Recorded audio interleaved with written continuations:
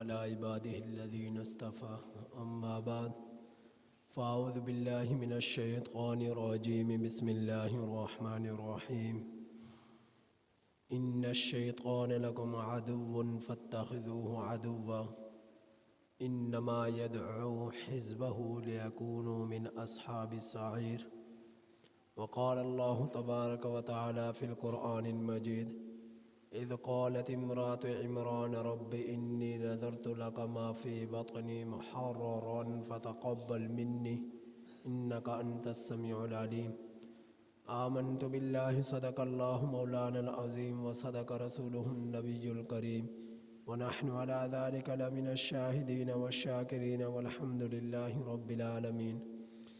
میرے واجب الاحترام عزیز سامعین حضرات، قرآن کریم کی دو آیات مبارکہ میں نے آپ حضرات کے سامنے تلاوت کی۔ ایک آیت کریمہ میں اللہ جل شانہ نے انسانوں کا جو سب سے بڑا دشمن ابلیس ہے اس کا ذکر فرمایا، اور دوسرے آیت کریمہ میں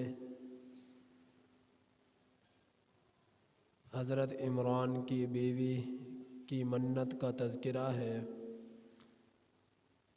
جو حضرت مریم علیہ السلام سے متعلقہ اللہ پاک سے انہوں نے مانگی تھی۔ پہلی آیت کریمہ سے متعلقہ گزشتہ جمعہ کچھ گفتگو میں نے کی تھی لیکن ادھوری تھی، اسی گفتگو کو آگے لے کر چلتا ہوں۔ اس آیت کریمہ میں ان الشیطان لکم عدو فاتخذوہ عدوا، اللہ جل شانہ فرماتے ہیں کہ بے شک شیطان تمہارا دشمن ہے، فاتخذوہ عدوا، تم اسے اپنا دشمن سمجھو اور اپنا دشمن بناؤ۔ یہ ابلیس، اس کا گروہ، اس کا قبیلہ، انما یدعو حزبہ، اس کا لشکر تمہیں بلاتا ہے، دعوت دیتا ہے، من اصحاب السعیر، خود تو جہنمی ہے اور تمہیں بھی جہنم والوں میں شامل کرنا چاہتے ہیں۔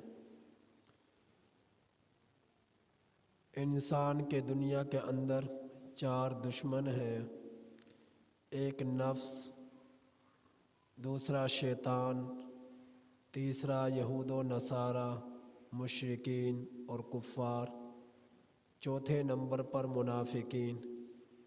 سب سے پہلا دشمن نفس ہے، اور نفس کا تعلق انسانی جسم کے ساتھ ہے، اور جسم تب تک زندہ ہے جب تک اس جسم کے اندر روح موجود ہے۔ جب اس جسم سے روح نکل جاتی ہے تو یہ زندہ انسان نہیں کہلاتا بلکہ مردہ انسان کہلاتا ہے، اور میت کا نام اسے دے دیا جاتا ہے۔ جب تک اس انسان کے جسم میں روح ہے، اعمال نیکیاں کرنے کا اسے حکم ہے، اور اس کے اعمال میں یہ سب کچھ لکھا جاتا ہے۔ جو کچھ یہ انسان دنیا کے اندر کرتا ہے، اچھا یا برا، تو یہ نفس جو جسم کے ساتھ تعلق رکھتا ہے، یہ اس کے اندر خواہشات اس وقت تک بھڑکتی ہیں، جذبات اس وقت تک بھڑکتے ہیں جب تک اس نفس کے اندر، اس جسم کے اندر روح موجود ہے۔ جب روح اس جسم سے نکل جاتی ہے تو پھر اس کے جذبات ختم ہو جاتے ہیں۔ تو اللہ نے فرمایا کہ نفس بھی تمہارا دشمن ہے، یہ تمہیں نفس جو انسان کے جسم کے ساتھ جس کا تعلق ہے، اس کی تین قسموں کا ذکر اللہ جل شانہ نے قرآن کریم میں بیان فرمایا ہے۔ پہلی قسم نفس امارہ کی، دوسری قسم نفس لوامہ کی، تیسری قسم نفس مطمئنہ کی۔ نفس امارہ یہ انسان کو گناہ کی طرف بلاتا ہے، گناہ کی دعوت دیتا ہے کہ شراب پی، جوا کھیل، جھوٹ بول، جھگڑے کر، قتل و غارت کر، نفرتیں کر، نماز نہ پڑھ، روزے نہ رکھ، سچ نہ بول، حلال نہ کھا۔ یہ نفس امارہ انسان کے گناہوں، معصیت، شیطانی کاموں کی طرف بلاتا ہے۔ اللہ نے اس کا ذکر وما ابرئ نفسی ان النفس لامارۃ بالسوء 13ویں پارے کی پہلی آیت کریمہ میں فرمایا ہے۔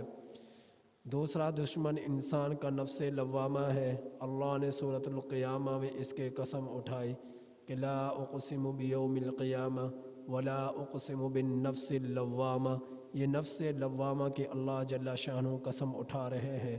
یہ نفس لوامہ انسان کو نیکی کی دعوت دیتا ہے، اعمال حسنہ کی دعوت دیتا ہے، رحمان کی طرف بلاتا ہے، اللہ کی طرف بلاتا ہے، آخرت کی فکر دلاتا ہے، جنت کی طرف ابھارتا ہے۔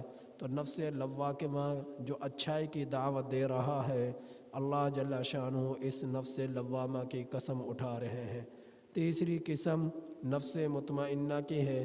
یا ایتھا النفس المطمئنہ ارجعی الی ربک راضیۃ مرضیہ فادخلی فی عبادی وادخلی جنتی۔ اے نفس مطمئنہ، لوٹ چل اپنے رب کی طرف اور داخل ہو جا اللہ کے بندوں میں، داخل ہو جا اللہ کی جنت میں۔ اور یہ نفس مطمئنہ اس وقت اس انسان کو، اس نفس کو نفس مطمئنہ کا لقب دے کر بلایا جاتا ہے جس وقت عزرائیل علیہ السلام اس انسان کی جان کو، اس کی روح کو نکالنے کے لیے تشریف لاتے ہیں۔ اچھی روح ہوتی ہے، تقوی پر زندگی گزاری، نیکی پر زندگی گزاری، اعمال حسنہ پر زندگی گزاری، تو یہ نفس مطمئنہ کا درجہ سب سے اعلیٰ ہے، سب سے افضل ہے۔ اس نفس مطمئنہ کے ذریعے اس انسانی روح کو اس کے جسم سے نکالتے ہیں اور اسے پتہ بھی نہیں چلتا۔ حدیث پاک